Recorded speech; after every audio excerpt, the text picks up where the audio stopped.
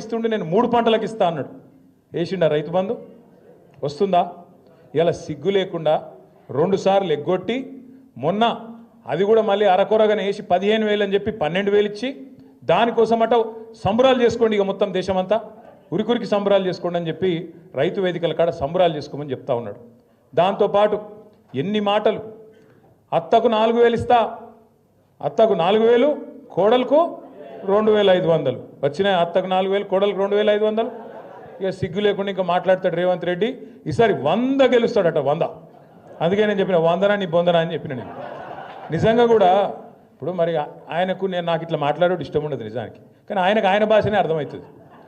ఎవడన్నా ముఖ్యమంత్రి ప్రపంచంలో, మొత్తం ప్రపంచంలో ఎక్కడన్నా ఏం చేస్తారు? ఆయన కోసుక తింటారా అంటాడు? అంటాడా అసలు? ఎవడన్నా బుద్ధున్నాడు? ఎవడన్నా ముఖ్యమంత్రి ఢిల్లీకి పోతే నేను దొంగను చూసినట్టు చూస్తున్నారు, చెప్పులు ఎత్తుకపోతాడేమో అని చెప్పి అపాయింట్మెంట్ ఇస్తలేరని చెప్పినోడు ఎవడు ఉన్నాడు ఇదివరకు? అందుకే నేను అన్నా, ఉత్తగానే అంటలేను, ఉత్తగానే ఆయన తిట్టాలనే నోటి తీటతో అంటలేను. ఎన్టీ రామారావుని చూసినాం, చంద్రబాబు నాయుడిని చూసినాం, రాజశేఖర రెడ్డిని చూసినాం, రోషయ్య గారిని చూసినాం, కేసీఆర్ గారిని చూసినాం, ఇలాగ ఈయన చూస్తాను. చూసినాక ఏమనిపిస్తుంది మరి?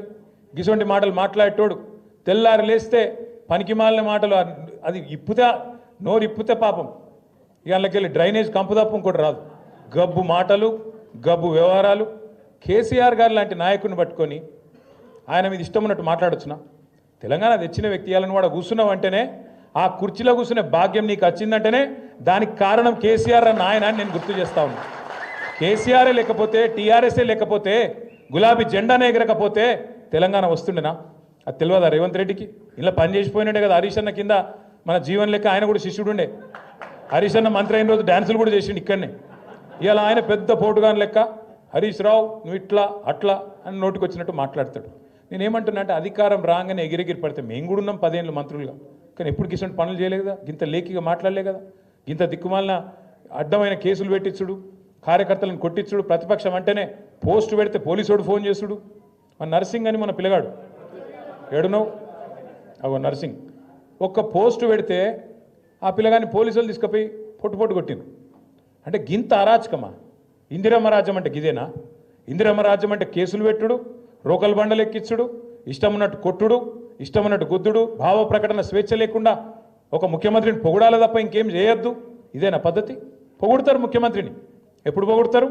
నువ్వు ఇచ్చిన హామీలు నెరవేరిస్తే, నువ్వు తెలంగాణ మీద కక్ష చూపెట్టకుండా, తెలంగాణను ప్రతిరోజు అవమానించకుండా, కేసీఆర్ గారి కంటే తెలంగాణకు నువ్వు ఎక్కువ చేస్తే తప్పకుండా నీకు కూడా 4 మంచి మాటలు చెప్తారు. లేకపోతే బరాబర్ మాట్లాడతాం. తెలంగాణ సమాజంలోనే, తెలంగాణ రక్తంలోనే తిరుగుబాటు తత్వం ఉంటుంది. ఇలా 3.5 సంవత్సరాలు ముంగట పెట్టుకొని అధికార పార్టీని చీగొట్టి మళ్ళీ తిరిగి ప్రతిపక్ష పార్టీలకు రావడం అంటే మామూలు మాటలు కాదు. అందుకే తమ్ముడు జీవన్ని కానీ, అదేవిధంగా నరేందర్ గారిని కానీ, రంగారావు గారిని కానీ, ఇంకా మిగతా మిత్రులందరినీ కూడా హృదయపూర్వకంగా మీకు స్వాగతం చెబుతూ, మరి మీకు అండగా ఇటు పద్మ గారు, అటు సుభాష్ రెడ్డి గారు, శశిధర్ రెడ్డి గారు, తిరుపతి రెడ్డి గారు, అందరికీ మించి హరీష్ రావు గారు మీకు అండగా ఎప్పటికీ ఉంటారు.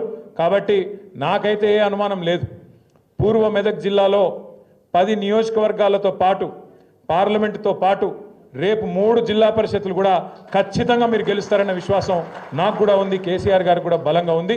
మీకు అన్ని రకాలుగా అండగా ఉంటూ ఎప్పటికప్పుడు హరీష్ రావు గారి నాయకత్వంలో బ్రహ్మాండంగా మళ్ళీ తిరిగి జిల్లాలో మన ప్రభుత్వం ఏర్పడే విధంగా కేసీఆర్ గారు తిరిగి ముఖ్యమంత్రిగా పట్టపగ్గాలు చేపట్టే విధంగా మనందరం కూడా నిరంతరం కష్టపడదామని చెప్పి మీకు మళ్ళొక్కసారి హృదయపూర్వకంగా విజ్ఞప్తి చేసుకుంటూ, పేరున ఈరోజు ఇంత పెద్ద ఎత్తున భవన్కి వచ్చిన మీ అందరికీ కూడా హృదయపూర్వక